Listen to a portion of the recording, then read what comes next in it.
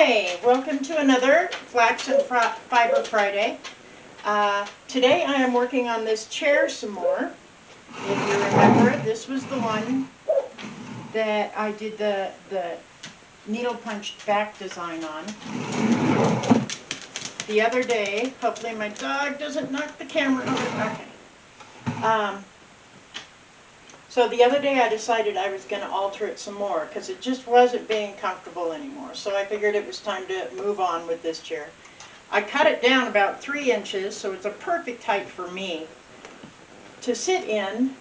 And I have this cushion that I made for another chair that didn't really work out. It's quilted fabrics. I went ahead and Velcroed it so I could take it off and wash it.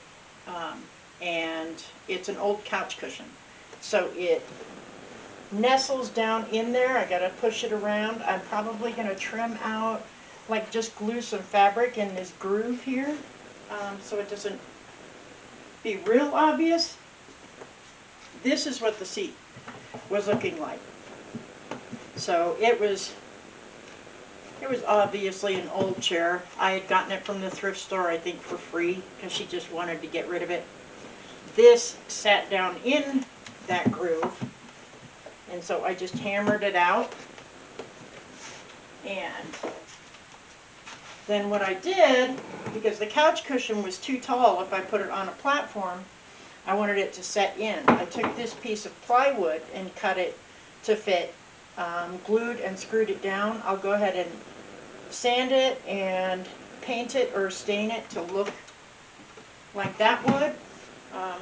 It needs a lot of repair still, these corner sections.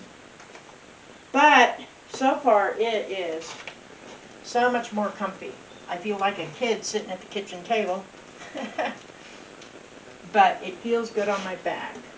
So I'm just squeezing that in and popping it down. And there. So what I'm doing today is I am taking off this side. And because, like I said before, when I did the needle punching, I didn't want something the cats might think is really good to grab and then undo all of my work. So I opted to do, I was going to do quilting, and then I decided, ooh, I need to look at my Inkle weaving scraps. So let me take you over there.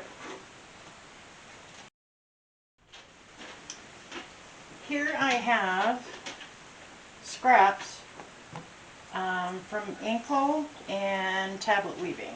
These two are tablet weavings that I didn't like how it came out. I didn't like my choice of colors.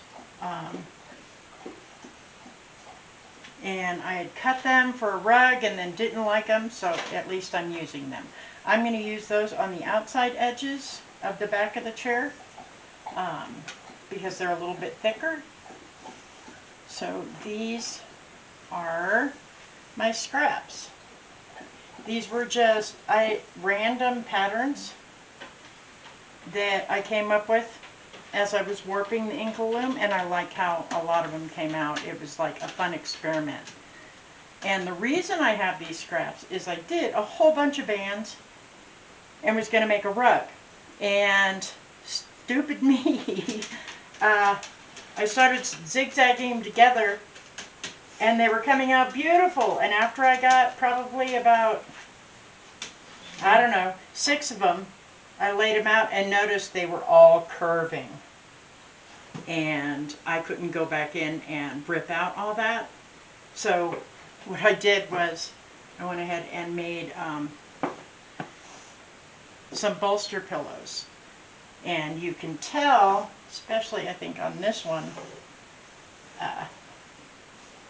how it is thinner here. So it got narrower because I had to cut it because it was all warped and try and stuff it, and yeah, it was stupid me.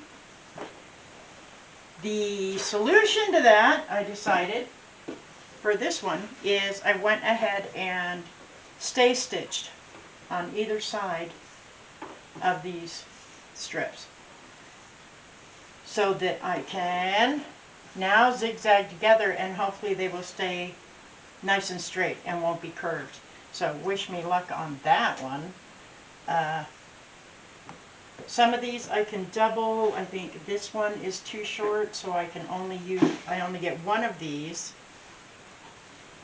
But I can get 2 of those strips, and 2 out of that one, and 2 out of that one, and then I have these 2.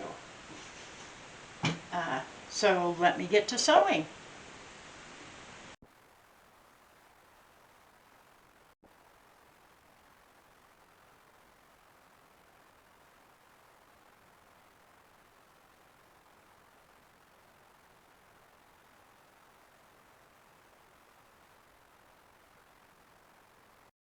Alright, we are back at it. During that stitching, zigzagging, my thread kept breaking, so that was a pain in the butt. As you can see, I still got the swooping, and if I straighten that out, this edge out, you can really see it. I'm sure there's a solution to that. I probably should have used my even feed or walking foot, presser foot, but it is what it is. And I was originally going to take the template that I made for the back and use that and trace it out and cut it and zigzag, but because I'm going to have to do the pull and stretch, I'm going to go ahead and staple it and then trim it up afterwards. And then I'm going to also do a thin Inkle band to glue all around the edges, all the frayed edges.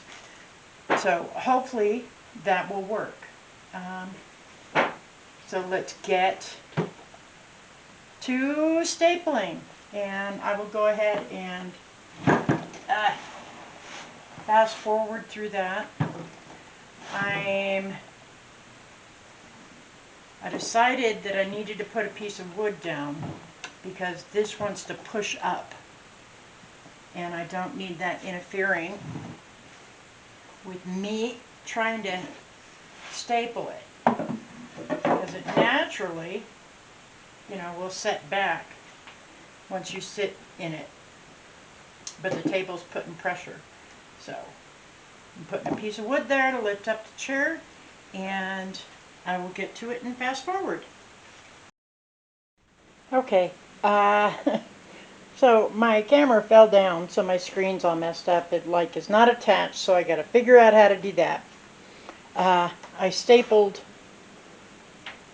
as close as I could to everything. It's pretty thick, so hopefully that's going to work out. So I'm going to go ahead and trim it and then show you that, because I can't really set it up and see what I'm doing and show you trimming it.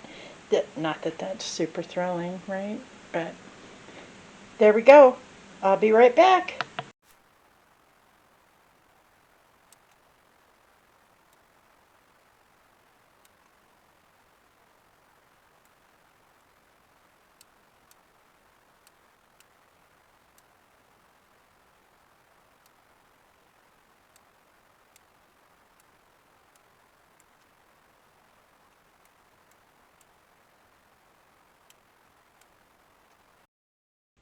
Alright, I trimmed it up, and I ran a good healthy amount of glue all around the edge. Now I am not going to be too concerned about messiness. I'll just show you what I'm doing, and I'm just making sure I rub it into the fibers to get all of those nicely sticky and glued together, and pushing it into that ridge as good as I can.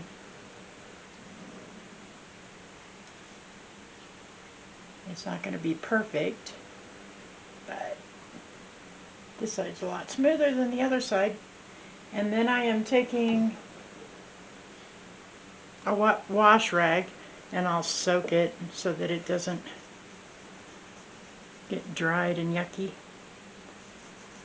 because wood glue is always hard to get out of things. So I'm rubbing off the glue, obviously, on the wood. And now I'm going to go in and do a little bit of scrubbing where I push the glue further out. There's still going to be glue in there, but I don't want it to be like an obvious, I don't know, shiny glue spot. So if I can get in there and scrub the edges, or just before the edges, so I can kind of loosen the fibers back up again so it doesn't look like glue once I put the Inkle band around. And is that loose? Yep. So go back over with my fingers and get those edges glued and tucked down as much as possible. So I'm ultimately looking for just, I don't know, half an inch at the most of Inkle band that I will do around the edge. So I don't want the glue to be, like I said, obvious. So, and then I will come back, oh, I don't know, 15 minutes, half an hour, and rub my fingers in the fibers again because the glue will be almost hard, and then I can really make sure that they stick down together. And I will turn this off and be right back and show you how it looks with the cushion. So here we go, and there it is with the cushion, which I like. I don't know, I'm envisioning a blanket draped over it too. So I'm trying to get my camera, there we go, because I'm holding the screen as it dangles. So there we go. And then I will be back and show you a picture of the Inkle band that I put on there. So there we go.